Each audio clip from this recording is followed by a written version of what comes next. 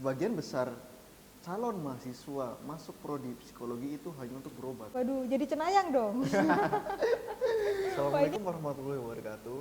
Balik lagi di Uwimpedia segmen podcast. Hari ini kita akan bahas tentang psikologi perkembangan, di mana dewasa ini sudah banyak sekali kasus-kasus yang terjadi di sekitar kita tentang psikologi perkembangan, di antaranya perkembangan anak-anak, perkembangan remaja hingga perkembangan dewasa. Sehingga menurut saya topik ini sangat relevan kita bahas di pagi hari ini. Pagi hari ini kita juga kedatangan narasumber yang tentunya beliau merupakan salah satu dosen di UIM dan juga merupakan salah satu praktisi yang aktif di bidang psikologi. Oke, langsung aja kita kepoin narasumber kita kali ini, yaitu Mbak Nadia Zulfa Hairunisa. Hai Mbak Nadia, gimana kabarnya hari ini? Alhamdulillah, baik Mas Aziz. Mas Aziz gimana kabarnya? Alhamdulillah baik juga. Alhamdulillah. Begini Mbak Nadia, sebelum kita masuk ke psikologi perkembangan, ada beberapa pertanyaan yang perlu saya ajukan karena pertanyaan ini menurut saya juga menarik. Jadi pertanyaan ini memang berkembang di halayak masyarakat dan juga terutama bagi para mahasiswa baik semester awal atau mereka yang sudah menempuh studi, bahkan bagi orang-orang yang sudah lulus. Berikut ini beberapa fakta dan mitos yang perlu Mbak Nadia jawab tentunya. Oke, siap. Supaya kita semua tahu bahwasanya ini itu merupakan fakta atau mitos sih di dunia psikologi. Oke, Baik. siap. Waduh, Oke, pertanyaan pertama. Nggak usah deg-degan ya, biasa aja. Oke. Benarkah sarjana psikologi mampu membaca pikiran orang? Waduh, jadi cenayang dong. Wah, ini menarik nih ya. Oh iya, biasanya kalau misalnya jadi sarjana psikologi atau masuk di jurusan psikologi itu tidak jarang orang itu menyangka kita tuh, oh kamu bisa baca pikiran orang ya, dikira dukun apa ya gitu. Nah ini menarik nih karena sebetulnya ilmu psikologi sendiri itu tidak ada unsur perdukunan sama sekali ya, atau cenayang gitu. Baca pikiran orang itu impossible banget ya? Yes, impossible banget. Hanya memang karena kita ada untuk kita tahu misalnya karakteristik orang seperti apa begitu ya.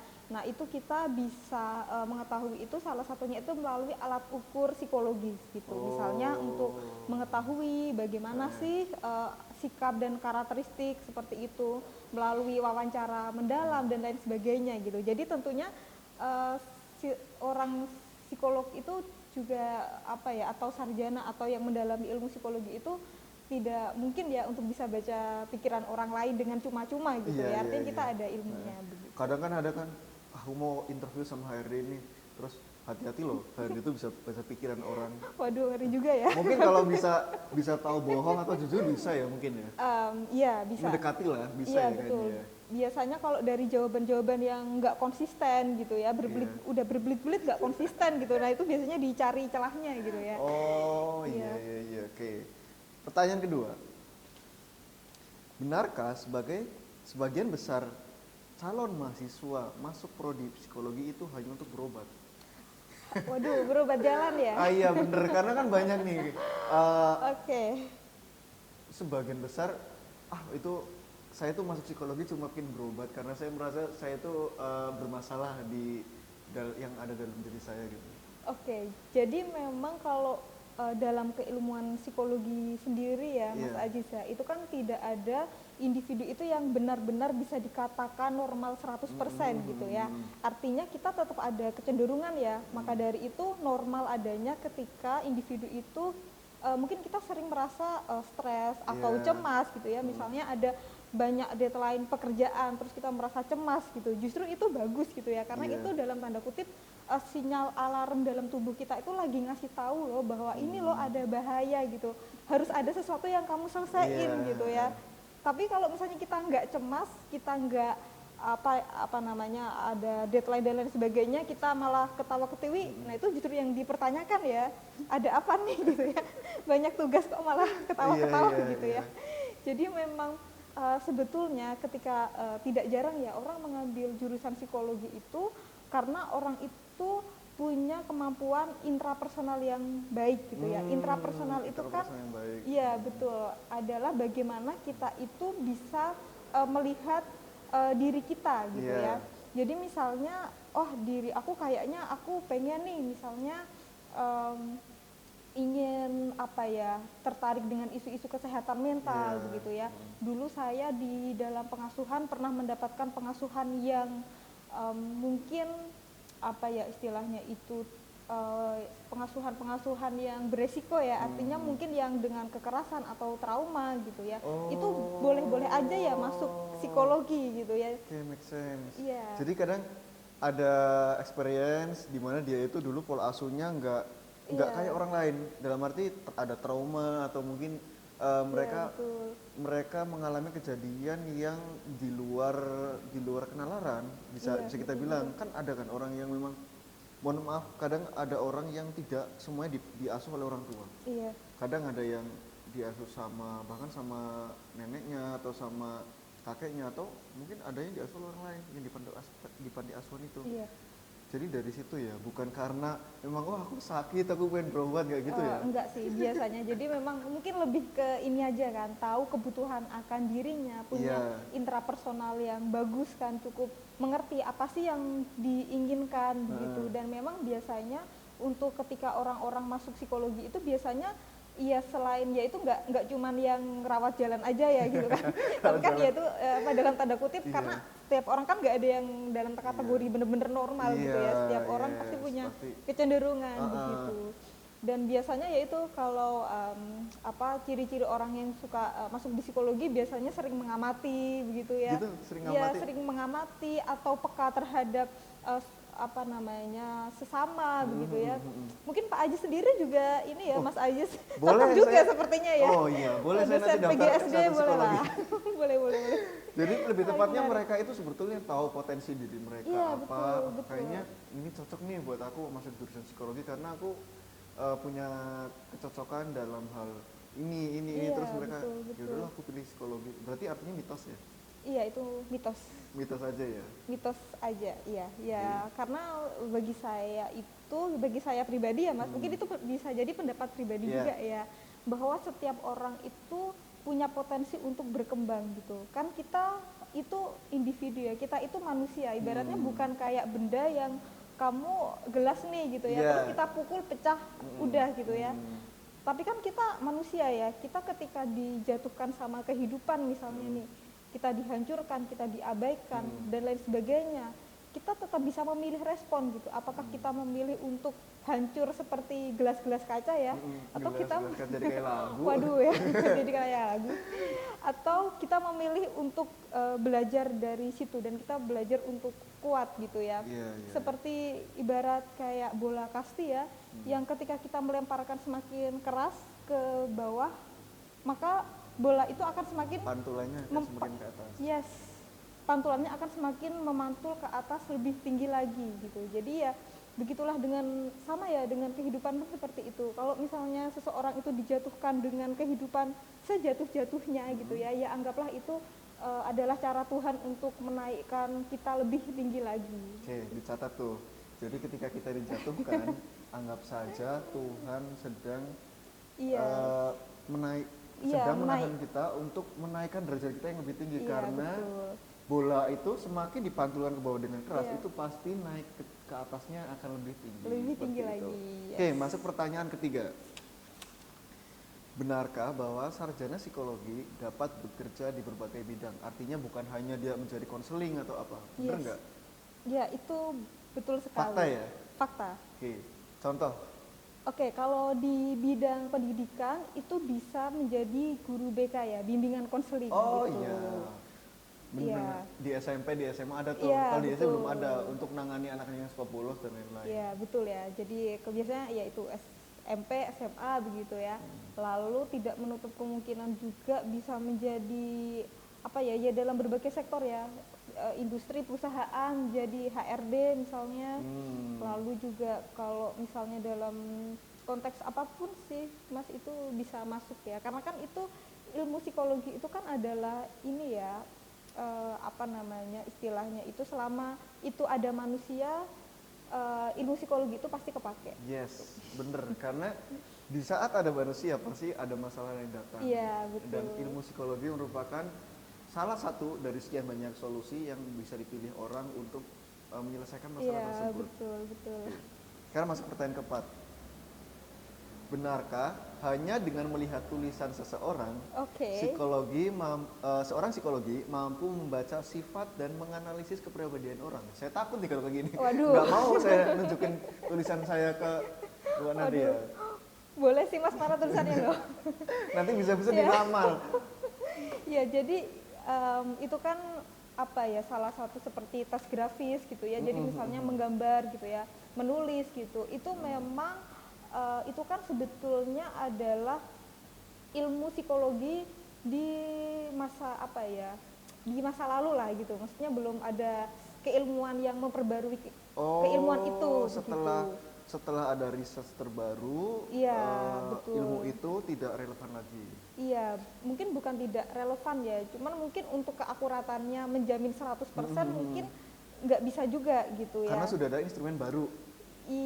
Mungkin iya, mungkin seperti itu, atau sebetulnya itu ketika kita itu ingin mengenali ya karakteristik orang, kepribadian orang, itu nggak bisa dengan satu alat ukur aja, misal dengan tulisan aja, tapi ada berbagai alat ukur di situ, termasuk wawancara dan lain sebagainya gitu. Jadi kalau misalnya lewat tulisan, dan itu sebetulnya juga mengalami perdebatan ya, karena kadang-kadang tulisan itu nggak murni bener-bener apa yang ingin kita tulis, tapi ada unsur estetikanya juga gitu ya. Kayak Mas Ajis nih, misalnya di tes grafis, wah saya udah pusing sendiri nih, kayaknya nggak murni gambar nih ya, tapi ada unsur estetik itu juga agak apa ya, agak ini juga membuat itu tuh semakin apa ya menjadi kurang valid juga ya tes seperti itu. Karena jadi sudah dipengaruhi dengan emosi dan unsur artistiknya itu ya, iya, estetika. betul. Apalagi Mas Aji sebagai seniman dan juga pelukis ya, tentunya pasti kalau gambar pohon nggak mungkin gambar aja gitu ya, pasti ada tambah-tambahannya itu kan, unsur estetikanya itu yang kemudian waduh ya. Itu akan mempengaruhi analisis bahwasanya ini telah dimanipulatif. Iya, betul. Jadi itu ya, iya, betul. Oke, masuk pertanyaan kelima. Benarkah dengan ilmu psikologi kita mampu memahami diri sendiri dan orang lain? Oh ya, tentunya iya Mas. Oh itu bener ya? Oh itu benar, betul jadi sekali. Pengen belajar psikologi? Waduh. Iya, jadi memang untuk betul ya, kita mengenali diri sendiri dan juga mengenali orang lain juga gitu. Kira-kira nih Mas, ini mungkin saya giliran nanya, boleh dong? Dari tadi saya yang nanya gitu. Boleh, tapi Oke. Coba. Kira-kira kalau untuk Mas Ayi sendiri lebih mudah untuk mengenali diri sendiri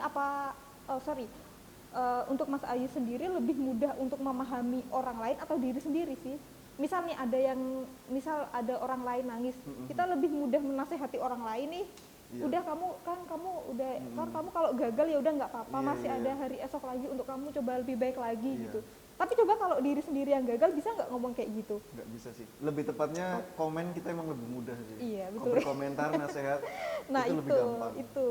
Itu yang kemudian itu pentingnya juga ya. Jadi bagi anak psikologi itu sendiri, apa ya, kita tidak mungkin bisa menolong orang lain kalau diri kita aja tuh butuh dibantu gitu. Oh, make sense. Berarti memang dalam ilmu psikologi itu ya gimana kamu mau bantu orang lain, kamu nolong dirimu aja nggak bisa. Oh gitu ya. Sekali. Iya, bahkan kalau misalnya nih Mas, kalau di pesawat nih, misal ada bahaya atau apa ya gitu. Itu analogi ya ini ya? Iya, ini analoginya ya. Misal lagi turbulence atau kejadian apa gitu, itu kan ada pemasangan oksigen ya.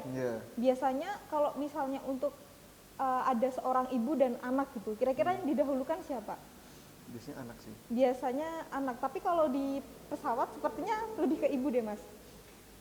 Iya kan, lebih ke ibu kan gitu. Kenapa? Karena asumsinya ketika seorang ibu itu bisa menyelamatkan diri sendiri, asumsinya bisa menyelamatkan anaknya juga gitu. Jadi, tapi beda halnya kalau misalnya aturannya itu anak dulu baru ibunya. Ya nanti mungkin ininya masangnya udah nggak bener kan, keburu ngap, kehabisan oksigen, ibunya dua-duanya malah nggak selamat gitu. Jadi memang ya kita perlu menolong diri sendiri dulu sebelum orang lain gitu. Kita perlu puas dulu, kita perlu mencintai diri sendiri dengan cinta yang utuh dan penuh ya. Baru kemudian kita itu membagi cinta kita sama orang lain gitu ya. Cinta itu dalam arti bisa diartikan sebagai ya mungkin pertemanan atau relasi seperti itu. Oke. Berarti intinya mahasiswa psikologi itu diajari untuk memahami dirinya sendiri. Iya betul. Perlahan-lahan ya Perlahan-lahan tentunya. gitu ya, untuk mencintai diri sendiri, untuk menerima. Kan sebetulnya apa ya istilahnya itu, ini dari semuanya itu kan penerimaan kan. Iya. Misal ada luka atau apa gitu kan, itu diterima, dimaafkan, baru kemudian itu ya itu kita kemudian baru bisa. Maka dari itu kalau misalnya seorang psikolog ya, biasanya kalau misalnya udah itu biasanya dibersihin dulu Mas, tapi itu kalau udah studi lanjut ya ke psikolog gitu, biasanya tuh diri sendiri dibersihin dulu gitu ya, maksudnya bener-bener di konseling banget, dibersihin biar nggak ada trauma dan lain-lain, baru nanti bisa lulus untuk mengkonseling orang lain seperti itu. Oke, baik. Untuk sesi fakta dan mitos ini sudah selesai, cukup 5 Oke. saja. Oke, sekarang kita masuk ke psikologi perkembangan. Oke, boleh. Mbak Nadia boleh tanya nggak, Heeh. dalam dunia psikologi untuk Mbak Nadia sendiri konsentrasi keilmuannya itu ke arah mana? Ya, psikologi perkembangan, psikopatologi perkembangan, psikologi bermain, ya berhubungan dengan psikologi perkembangan ya Ya, Mas. berarti kayaknya suka banget sama anak-anak deh. Oh iya, tentu saja itu dunia saya Mas. Oh. Saya banget. Berarti fokusnya itu cocok ya saya manggil Anda itu sebagai narasumber di topik kali ini, tentunya tentang psikologi perkembangan. Untuk psikologi perkembangan sendiri itu gimana sih? Gimana dia maksudnya tahapan-tahapannya atau mungkin batasan-batasan ilmunya? Oke, jadi kenapa sih psikologi perkembangan itu menjadi bagian yang penting ya dalam kehidupan? Karena memang individu itu di setiap tahapan perkembangan itu ada tugas-tugas perkembangannya di sepanjang rentang usia begitu. Dan itu bisa menjadi salah satu deteksi dini ya. Kalau misalnya anak itu mengalami permasalahan gitu, misalnya di tahapan usia 2 tahun ya, anak itu sudah bisa menguasai perbendaharaan kata minimal 50 kata misalnya, itu sesuai tugas perkembangannya ya, secara perkembangan bahasa gitu, atau setidaknya dia mampu mengucapkan kata-kata 3-4 kata menjadi satu kalimat gitu. Nah, kalau sampai di usia 2 tahun tapi kok masih untuk menyebut mama, papa aja dia belum bisa gitu. Padahal biasanya untuk kata-kata sederhana minimal mama, papa itu biasanya di usia 9 bulan itu anak sudah mampu. Kok sampai 2 tahun belum mampu nih? Wah, berarti ada apa nih? Kok ada tahapan yang terhambat atau apa? Nah, ini orang tua juga perlu aware gitu. Itu speech delay nggak sih? Itu bisa jadi ya, bisa jadi itu speech delay, atau mungkin ada gangguan-gangguan apa di otaknya dan lain sebagainya begitu. Namun memang deteksi dini itu menjadi bagian yang penting, karena kalau misalnya sampai terlambat ya gitu, itu nanti penanganannya juga akan semakin lebih inilah ya, lebih bagus ditangani sejak dini begitu, deteksi. Oke, baik tuh pemirsa. Jadi ketika kita, terutama saya juga ya, saya kan punya anak, jadi kita itu perlu mendeteksi lebih dini anak kita, minimal kita tahu bahwasanya tahapan-tahapan seorang anak ini kita baru bahasan tahapan awal ya, kita belum sampai remaja atau sampai tahap usia matang. Jadi kalau kita punya anak itu minimal kita tahu ini tahapan segi di umur sekian itu anak sudah bisa apa, dia sudah ada di level yang mana. Ketika memang levelnya dia masih belum mencapai, kita perlu khawatir karena bisa jadi anak kita mengalami sesuatu hal di luar kenormalan teman-teman yang lain.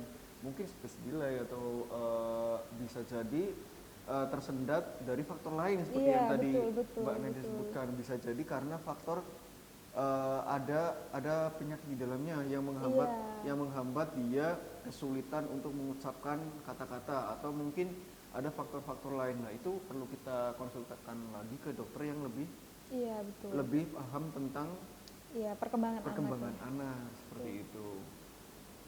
Kalau menurut Mbak Nadia nih, ada nggak sih faktor-faktor yang mempengaruhi perkembangan anak tersebut, baik biologis, lingkungan, atau mungkin faktor eksternal atau internal? Oke, baik. Jadi memang banyak banget ya faktor yang mempengaruhi perkembangan individu begitu, dan ini masih menjadi perdebatan ya bagi para ahli. Ada yang lebih condong ke faktor genetik gitu ya. ada yang ke faktor lingkungan. Faktor lingkungan itu bisa pengasuhan, mungkin juga lingkungan sekitar dan lain sebagainya begitu. Namun ini jadi masing-masing ahli itu apa ya, mungkin belum ada yang benar-benar mencetuskan ya, misal genetik itu misalnya 50%, lingkungan 50% begitu ya. Cuman kalau bagi saya sih keduanya itu saling mempengaruhi ya satu sama lain gitu. Tapi artinya individu itu menurut saya tetap bisa dimaksimalkan potensinya, terlepas dari mungkin dia mempunyai keterbatasan dari faktor genetik. Misalnya nih, saya tuh pengen banget di jurusan seni musik misalnya, mainin musik dan lain-lain. Cuman dari keturunan saya, orang tua, simbah-simbah saya tuh nggak ada yang berbakat gitu ya untuk memainkan alat musik gitu. Sedangkan saya tuh pengen banget gitu ya. Ya, tapi menurut saya ya itu tidak menjadi hambatan untuk saya itu mewujudkan keinginan saya gitu ya. Meskipun mungkin dari sisi faktor genetik kurang, tapi itu bisa loh kita maksimalkan dari unsur lingkungan ya. Misalnya kita memperkaya lingkungan yang kaya akan stimulasi. Kayak contohnya mungkin masuk, sorry aku potong, masuk komunitas iya, atau klub musik gitu betul, memperkaya pengetahuan, keterampilan dan lain sebagainya. Jadi itu tidak sama sekali tidak menghalangi ya keinginan kita gitu. Terlepas dari faktor mana yang lebih dominan. Menurut Mbak Nadia, pola asuh bagaimana sih yang baik atau yang betul untuk menuju anak menjadi perkembangannya itu baik dan pas? Iya. Jadi itu memang kita perlu aware juga ya sama perkembangan anak gitu, karena di tahapan perkembangan anak itu tentu akan mempengaruhi perkembangan anak di tahapan selanjutnya begitu. Misalnya di pengasuhan yang gimana sih gitu ya, kalau kaitannya dengan pengasuhan begitu. Jadi memang pengasuhan yang secure ya, pengasuhan yang punya kelekatan yang aman ya. Jadi misalnya di usia, kalau di teori kelekatan sih itu di usia 0 sampai 18 bulan anak kan sedang mengembangkan keterikatan dengan pengasuhnya. Dalam hal ini adalah orang tua begitu. 1,5 tahun ya? Iya betul. Jadi 0 sampai 18 ya 1,5 tahun ya. Nah itu kalau di tahapan perkembangan itu ada namanya trust versus mistrust gitu. Jadi artinya begini, kalau misalnya anak itu ketika di usia bayi dan misalnya anak itu kelaparan misalnya, atau misalnya anak itu menangis karena risih ganti popoknya yang habis pup atau habis pipis gitu. Nah ketika pengasuh itu datang untuk menolong dia begitu ya, artinya dia punya kepercayaan kepada pengasuhnya. Dalam hal ini adalah orang tua ya, misalnya ibu yang mengasuh, berarti anak itu mempunyai kepercayaan dengan seorang ibu bahwa ini loh ketika aku lapar, ketika aku mungkin ingin buang air, kan risih ya pastinya ya ketika nggak diganti celana dan lain sebagainya, tapi ada figur yang memenuhi kebutuhannya dia. Nah dia akan mengembangkan yaitu ya sifat percaya ya, trust sama ibunya, sama orang tuanya begitu. Dan itu juga akan mempengaruhi di tahapan perkembangan selanjutnya. Maka dari itu sering ya kalau anak-anak muda zaman sekarang itu ada istilahnya itu yang nggak percaya, kok saya jadi ngeblank ya di sini ya. Yang kayak kita trust issue, yes. Jadi fenomena sekarang kan sering ya kayak trust issue sama pasangan gitu ya, sama pasangan nggak percaya dan lain sebagainya. Nah itu bisa jadi karena ada kemungkinan ketika dulu di masa lalunya itu memang punya pengalaman yang kurang mengenakan ya di masa lalunya. Mungkin ibunya di masa itu mungkin kurang mengembangkan sifat percaya dan lain sebagainya gitu ya. Karena beda Mas Ajis, misalnya ada bayi nih butuh pertolongan, terus pengasuhnya nggak mau ngegantiin popoknya, anaknya nangis didiemin, lapar didiemin dulu deh gitu ya. Itu kan akibatnya anaknya jadi nggak percaya dong sama si pengasuh itu gitu ya. Dalam hal ini adalah orang tua ya, sama orang tua, karena dia kenapa-napa aja nggak ditolong gitu. Atau bisa jadi pengasuhan yang nggak konsisten. Jadi anak misalnya nangis nih, kadang-kadang ditolong, kadang-kadang diabaikan gitu ya. Itu kan terjadi nggak konsisten ya. Akibatnya anak juga nggak percaya juga gitu ya. Dan Iya. ketika anak sudah mengembangkan nggak percaya ya sama figur, kan kalau misalnya orang tua itu kan adalah figur utama dan pertama ya Iya, bagi anak ya. bener. Ketika anak itu mengembangkan itu tadi ya tidak percaya gitu ya sama orang-orang terdekat, maka itu juga akan berpengaruh ya nanti di masa mungkin remajanya dia juga jadi nggak percaya sama temen gitu ya. Di masa bahayanya lagi ketika nanti dia udah menjalin relasi dengan seseorang, dia juga jadi nggak percaya sama pasangannya gitu ya, dikit-dikit dituduh kamu selingkuh ya gitu-gitu ya. Iya. Nah itu ya bahaya juga ya, jadi memang Overprotective gitu ya. yes. Eh, dewasa ini kan banyak ya, maksudnya di masa-masa modern ini di atas tahun 2010-an lah, banyak ibu-ibu justru mereka lebih fokus bekerja. Iya. Saya ambil contoh di daerah saya, Ya. itu banyak pekerja yang diambil dari wanita karena mereka itu yang pertama lebih sering fokus dan mungkin memiliki kelebihan telaten ya. Iya. Akhirnya anak-anak mereka itu diasuh oleh orang lain. Oh ya. Ini kalau terjadi kasus seperti ini nih, kira-kira apa treatmentnya supaya anak itu tetap trust terhadap orang tua? Maksudnya ketika malam kan nggak mungkin pengasuh ini tetap ngasuh 24 jam, tetap dekat dengan orang tua. Kira-kira apa sih tipsnya supaya anak-anak itu tetap trust sama orang tuanya, nggak 100% sama pengasuhnya aja? Iya. Gitu. Nah ini menarik ya, karena ini cukup fenomena zaman sekarang ya Mas Iya, Ajis jelas, ya, karena- banyak iya, wanita bayangin bekerja gitu ya. Oke, ya karena ya termasuk istri juga ya, juga Iya. bekerja ya, karena tidak memungkiri ya wanita-wanita zaman sekarang juga banyak yang berpendidikan tinggi, lalu juga bekerja gitu Iya. ya. Iya, memang menjadi dilema juga ya kadang-kadang ya, di satu sisi juga perlu memenuhi kebutuhan anak, tapi di satu sisi juga ya realistis juga ya, perlu bekerja juga Iya, gitu ya. apalagi ada peluang yang bagus kan. Iya. Nggak semua wanita itu bekerja di sektor isi operasional ya. Mungkin Iya, betul. jadi guru ASN atau mungkin jadi dosen seperti Iya. Anda, atau mungkin bahkan manajer pun ada loh yang wanita, HRD pun ada yang wanita. Dan itu merupakan salah satu pekerjaan yang sulit untuk ditolak ketika Iya. kita sudah mendapatkan Iya, ketika betul, kita sudah betul. mendapatkan approval, kita udah Iya. diterima di dalam suatu perusahaan, kampus atau dalam dunia pendidikan sebagai Iya. guru ASN kan susah banget. Iya, Oh, betul. masa iya aku jadi guru ASN Iya. ditolak?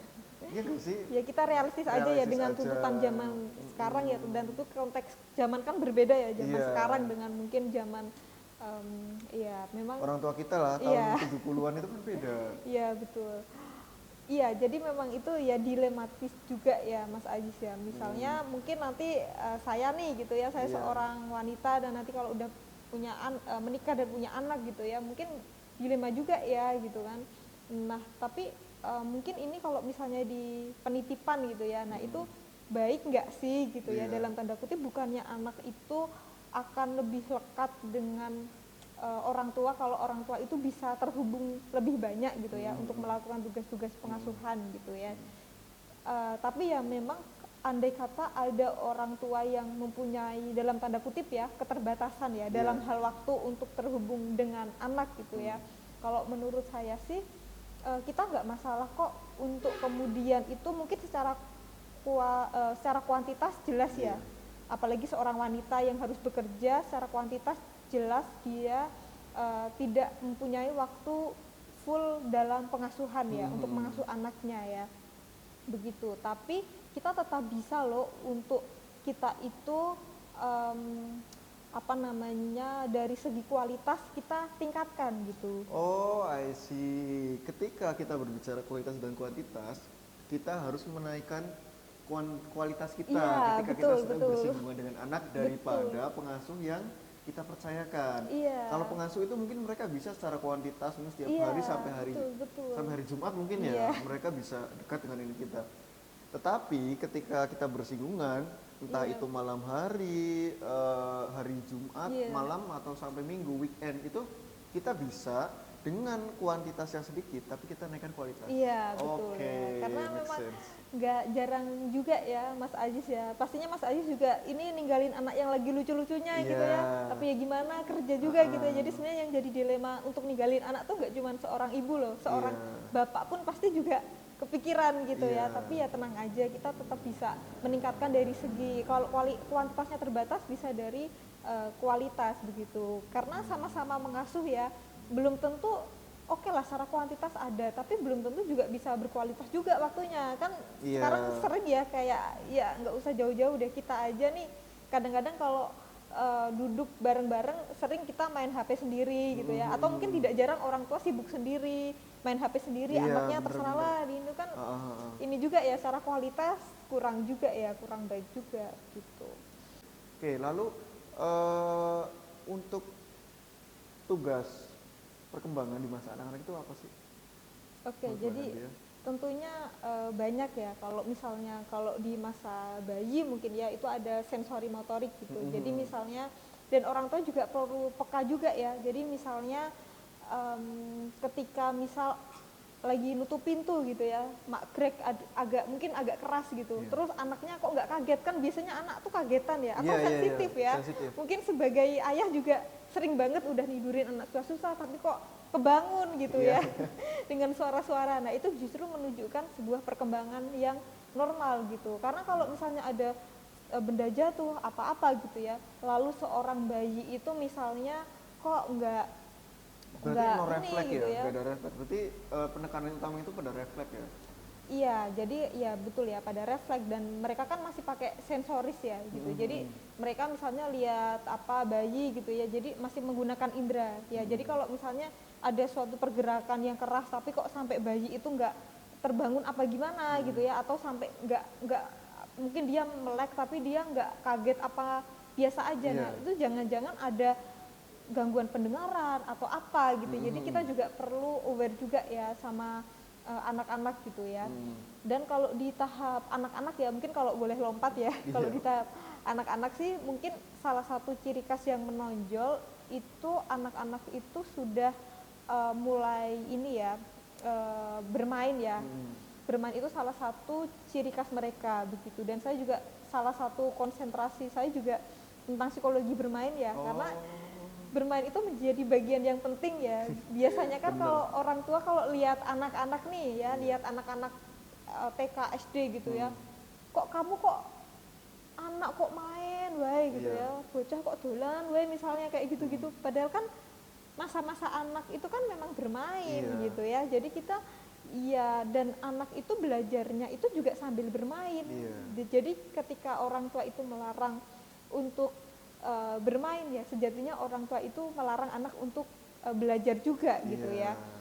Gitu. Jadi ya kalau misalnya anak udah kelebihan jam main ya itu bisa dikelola ya, misalnya oh adik nanti mainnya jam sekian sampai jam sekian gitu. Itu tetap bisa ya, tapi jangan sampai main sama temen itu ditiadakan ya, karena sebetulnya bermain itu tuh salah satu coping stres bagi anak-anak atau cara anak untuk menangani stres gitu. Ketika anak mulai menginjak masa remaja, intinya transisi, itu juga banyak faktor-faktor yang mempengaruhi. Lah kalau misalnya nih kita lihat kasus di Indonesia ya, pasti nih misalnya tawuran itu didominasi remaja, terus trek-trekan itu didominasi remaja, supporter bola yang fanatik yang sukanya ribut, ini nggak general ya saya ngomong aja ya, itu kebanyakan juga remaja. Mana ada orang-orang tua kayak saya ikutan fanatik di supporter bola. Ya, Iya. Jadi sebenarnya dari beberapa kasus yang saya utarakan tadi, itu tugas perkembangan dalam masa remaja itu seperti apa sih, dan biasanya untuk menangani kasus-kasus yang seperti itu bagaimana? Lalu tujuannya apa sih mereka melakukan hal-hal yang sebetulnya memang di luar dari penalaran, atau mungkin menurut saya itu sebuah penyimpangan ya? Iya, oke. Jadi memang kalau kita berbicara tentang remaja itu memang unik ya Mas ya. Jadi kalau misalnya dari berbagai literatur itu mengatakan secara emosi justru yang paling banyak mengalami kesedihan yang ekstrim gitu malah bukan anak-anak loh, tapi justru remaja gitu. Oke, jadi misalnya ya Mas, orang tua gitu ya, anaknya lagi rewel nih, ini masih anak-anak ya konteksnya ya.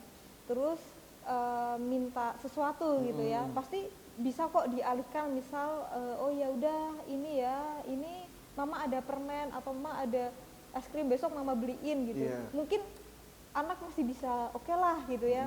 Tapi kalau masa remaja gitu ya, itu mereka udah bisa mikir logis. Iya, udah sedikit mikir logis. Dan juga keinginan anak-anak di berbagai rentang usia tuh udah beda ya Mas Aziz ya. Kalau misalnya anak-anak mungkin keinginanmu apa gitu, paling permen, coklat, jajan gitu ya. Remaja udah beda lagi ya, mungkin HP udah ini gitu ya. Jadi memang keinginannya pun berbeda gitu ya di masa remaja. Kenapa sih kok rentan stres, rentan ini? Karena ya itu tadi, pertama ada bagian otak yang memang belum matang sepenuhnya gitu. Yang kedua secara tuntutan peran dan lain sebagainya juga di situ juga banyak tuntutannya gitu ya, sehingga menyebabkan perkembangan yaitu remaja itu menjadi itu ya emosional gitu ya, rentan ini juga ya, rentan sedikit-sedikit emosi gitu. Lebih tepatnya mereka lagi nyari jati diri nggak sih? Iya betul, itu Mas. Mereka mau nyari ini aku tuh sebenarnya gimana sih? Iya. Makanya mereka itu atau bahkan mereka itu memiliki power yang terlalu tinggi. Jadi mereka tuh bingung mau menyalurkan power ini kemana. Iya, bisa jadi sih Mas. Tadi kan Mas Aziz bilang ya kayak tawuran atau apa, tapi entah tujuannya apa gitu ya. Ya memang tidak bertujuan gitu ya. Iya bener, memang nggak bertujuan. Tidak bertujuan. Jadi mereka itu sesederhana ya. Misalnya banyak kasus, dulu saya pernah ya meneliti salah satu kasus kelitih ya, dan saya mewawancarai. Iya, Jogja dong berarti. Jogja, itu kan tahun 2020-an ya, itu kan sempat viral ya. Mungkin karena Mas Aziz kuliahnya nggak di Jogja ya, tapi kalau di Jogja pada saat itu pernah juga genting kelitih. Rawan kelitih gitu. Iya, jadi kalau di Semarang begal mungkin ya? Iya, nah itu mungkin itu 11-12 ya. Jadi itu kalau udah jam 9 ke atas itu anak-anak kuliahan udah nggak berani untuk keluar untuk keluar cari makan gitu. Jadi udah bener-bener sepi karena Jogja itu pernah darurat kelitih gitu. Nah, saya pernah mewawancarai salah satu pelaku ya. Bahkan pelaku di situ itu remaja yang langsung melakukan gitu ya. Dan sudah melakukan ya? Jadi kan itu jadi sebenarnya kelitih itu sebenarnya bukan murni kelitih ya, tapi itu kebanyakan tawuran gitu Mas. Tawuran, cuman orang lain menganggapnya dikit-dikit kelitih gitu, padahal itu ininya tawuran. Iya, mengeneralisasi. Nah, lalu kemudian itu yaitu yang saya wawancarai ya, ada sih yang mungkin dia kriminal aja, maksudnya mungkin dia mukul nggak sampai apa, tapi yang bersangkutan ini yang benar-benar melakukan sampai ke tahap gitu ya. Dan itu ngeri banget sih kalau diceritain ya, kalau dibuka di sini. Tapi intinya itu kenapa sih? Jadi itu remaja SMK kelas 2 waktu itu. Di salah satu sekolah di Jogja. Jadi itu waktu itu ya itu motivasinya apa sih dia melakukan itu ya, karena circle. Karena ini geng, ada gengnya. Jadi untuk masuk ke anggota geng itu tuh ada seleksinya, bahkan harus bisa gulat, harus bisa ini itu gitu. Jadi ngeri banget gitu ya. Jadi cuma sebuah pengakuan aja sebenarnya. Oh, I see. Berarti memang sebetulnya begal di Semarang dan kelitih di Jogja itu berbeda. Karena begal di Semarang itu motifnya uang. Motifnya mereka itu motor. Jadi mereka memang motifnya merebut motor dijual jadi uang. Jadi karena desakan ekonomi. Tapi kalau kelitih di Jogja enggak ya? Kelitih di Jogja rata-rata mayoritas itu didominasi oleh geng motor gitu. Tapi sekarang udah nggak begitu dong kayaknya. Ya alhamdulillah sudah diberantas ya, dan ya adem ayem ya seperti sekarang gitu. Jadi ya mau kuliah di Jogja itu sudah aman ya. Jogja udah aman guys. Jadi tenang aja kalau kalian kuliah di Jogja, insya Allah keluar malam pun gak masalah. Karena Jogja itu terkenal 24 jam loh. Iya betul. Apalagi kawasan Malioboro. Wah iya, itu safe place banget itu ya pokoknya. Tempat jalan-jalan, tempat ini gitu ya. Malah jadi pemain wisata. Ya kali aja ada mahasiswa yang ini kan. Iya. Lalu nih, bisa nggak kasih sedikit tips untuk terutama para orang tua di rumah supaya mereka bisa menjaga, mengawasi, dan minimal mereka tahu tentang psikologi perkembangan ini. Tipsnya apa saja buat mereka? Oke Mas Aziz, jadi kalau ibarat kalau di kemasan itu ya Mas, obat gitu ya. Iya. Pasti ada tulisannya jika sakit berlanjut hubungi Dokter. dokter gitu ya. Berarti kan artinya sebelum sakit itu berlanjut kan yang perlu aware kan siapa? Diri sendiri Iya, kan, diri diri sendiri sendiri. perlu aware, nanti kalau berlanjut baru hubungi dokter. Pun juga sama ya, setiap orang tua itu bisa menjadi dokter, bisa menjadi psikolog bagi anak-anak mereka gitu ya. Karena kan orang tua yang tahu 24 jam perkembangan anak kan gitu. Nah, caranya gimana sih gitu ya supaya orang tua di luar sana itu aware dengan perkembangan anak gitu. Nah, sebenarnya kalau di kita itu namanya posyandu ya Mas ya. Iya, posyandu. Posyandu kan masih ada ya. Masih ada Nah, setiap bulan. kalau di posyandu itu sendiri kan nanti dibagikan yang namanya buku kesehatan ibu dan anak, buku KIA. Ya, warnanya pink. Ya, nah Punya betul. tuh aku. Ya pastinya punya yang punya anak-anak ya. Nah itu sebetulnya itu salah satunya yaitu para orang tua itu untuk melakukan itu ya deteksi dini ya. Kalau si anak itu mengalami hambatan dalam perkembangan gitu ya. Karena di buku KIA itu nanti sangat tertulis dengan jelas ya. Misal usia anak usia 3-4 tahun motoriknya berkembang seperti apa, sudah bisa misalnya memegang motorik halus, sudah bisa mungkin nulis buku gitu ya dan lain sebagainya gitu ya. Jadi dan buku itu memang harus benar-benar diperhatikan ya, kan itu ada checklist ya gitu. Ada checklist, terus kalau misalnya ada tulisannya jika ada salah satu yang tidak terpenuhi maka hubungin psikolog atau psikiater ya atau pihak terdekat gitu ya. Nah, itu ya perlu diisi benar-benar gitu ya, karena tidak jarang masyarakat kita itu dijumpai yang buku KIA itu ujung-ujungnya jadi bungkus tempe Mas. Nah itu sebetulnya kalau di kita ya itu tadi ya ikut posyandu dan ini secara berkala juga dicek ya perkembangan anaknya begitu ya. Dan juga kalau untuk parenting juga perlu ini juga ya, apa namanya istilahnya itu ngurangin gadget juga ya untuk anak-anak ya, apalagi kalau anak sebelum 2 tahun itu sangat tidak disarankan untuk pegang gadget sebetulnya. Percaya nggak, anakku lihat HP itu cuma dipegang gini terus ditaruh lagi. Oh ya, itu yang hebat orang tuanya. Treatmentnya apa? Dia itu nggak pernah pegang HP dari usia 1 tahun sampai 2 tahun. Wah, keren banget. Lepas 2 tahun itu dia udah dia tahu itu HP. Tapi setelah itu dinyalain terus digeletakin ditinggal. Jadi ya memang treatmentnya itu harus dari orang tua sendiri, bener Mbak Nandia itu. Yang pertama ya jangan keseringan pegangin gadget. Kalau bisa ada gadget, ada sesuatu untuk mengalihkan gadget itu sendiri. Entah itu bermain atau di setelin TV. Karena menurut saya itu TV lebih aman. Karena mereka kan melihat TV bisa kita kendalikan. Misalnya udah waktunya tidur kita matiin. Kalau enggak jaraknya pun agak jauh daripada gadget. Jadi secara kesehatan juga TV lebih bagus. Iya, betul banget Mas. Balik kalau misalnya TV kan ini ya melewati apa namanya komisi penyiaran apa sih yang kalau anak dipegangin gadget kan ya mana tahu yang namanya medsos kan zaman sekarang. Iklan itu yang nggak bisa kita prediksi kan, kita lihat YouTube kan nanti iklan yang muncul kita nggak tahu iklannya apa. Kecuali kita setel YouTube Kids, itu pun nanti akan menjadi candu buat anak. Jadi ketika dia lihat HP pengen banget pegang HP. Jangan anak kecil lah, kita sendiri aja kalau pegang HP kalau lagi nggak ngapa-ngapain pengen banget pegang HP. Kalau belum kepala pusing, matanya kayak perih itu nggak ditaruh tuh HP. Iya, kayak kecanduan gitu ya, bikin candu. Iya, karena kebanyakan kayak kasus-kasus ya, misalnya orang tua yang membawa anak-anaknya ke psikolog misalnya, ini loh kecanduan gadget. Ujung-ujungnya yang diintervensi yang harus ke psikolog siapa Mas? Ya orang tuanya. Pasti orang tuanya ya kecanduan juga sampai anaknya seperti itu gitu ya. Jadi ya hebat sih orang Mas Ajis dan istri ya. Udah bisa itu tadi ya mengelola dengan bijak ya tentang penggunaan gadget anak. Lalu tips berikutnya apa setelah itu? Tentang gadget atau setelah mereka memperhatikan buku KIA, hindari dari gadget, ada nggak tips selanjutnya? Oke, jadi jadilah teman bagi anak ya, apalagi kalau misalnya nanti mendampingi anak di masa remaja gitu ya.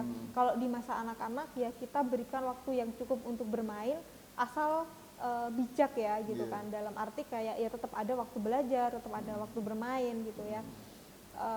Kalau di masa remaja ya kita perlu mendampingi anak kita itu sebagaimana kita itu kayak teman aja gitu ya, gitu. Karena kan pasti pada masa pubertas anak itu membutuhkan yang namanya teman ya, Iya. atau misalnya karena gini, untuk melewati pubertas itu kadang-kadang itu juga bukan sesuatu yang mudah dilewati juga gitu.